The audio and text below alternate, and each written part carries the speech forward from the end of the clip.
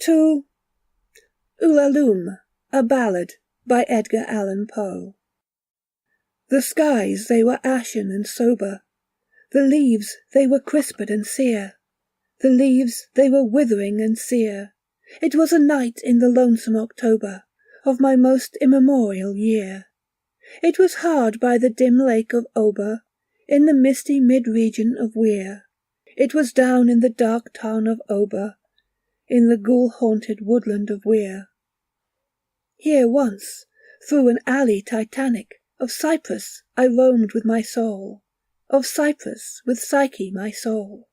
These were days when my heart was volcanic, as the scoriac rivers that roll, as the lavas that restlessly roll their sulphurous currents down Yanek, in the ultimate climes of the pole, that groan as they roll down Mount Yanek, in the realms of the boreal pole.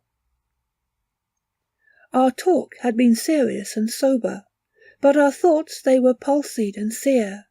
Our memories were treacherous and sere, for we knew not the month was October, and we marked not the night of the year. Ah, night of all nights in the year! We noted not the dim lake of Ober, though once we had journeyed down here. We remembered not the dark town of Ober, nor the ghoul-haunted woodland of Weir.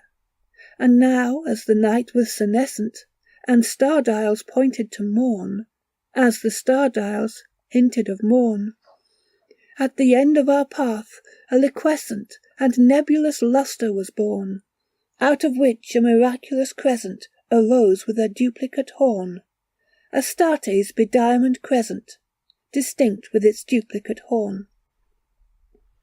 And I said, she is warmer than Dian, she rolls through an ether of sighs, she revels in a region of sighs.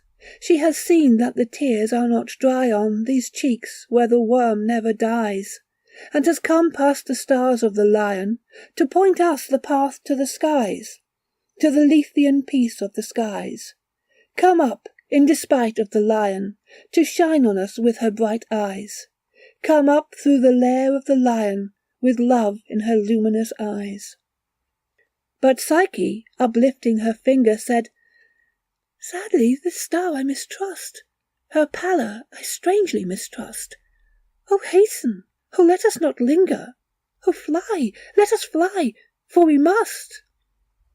In terror she spoke, letting sink her wings till they trailed in the dust. In agony sobbed, letting sink her plumes till they trailed in the dust, till they sorrowfully trailed in the dust. I replied, this is nothing but dreaming. Let us on by this tremulous light. Let us bathe in this crystalline light. Its sibyllic splendour is beaming, with hope and in beauty tonight. See, it flickers up the sky through the night.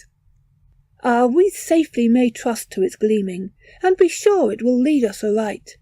We safely may trust to a gleaming, that cannot but guide us aright, since it flickers up to heaven through the night. Thus I pacified Psyche and kissed her, and I tempted her out of her gloom, and conquered her scruples and gloom, and we passed to the end of the vista, but were stopped by the door of a tomb, by the door of a legended tomb. And I said, what is written, sweet sister, on the door of this legended tomb? She replied, Ulalume, Ulalume.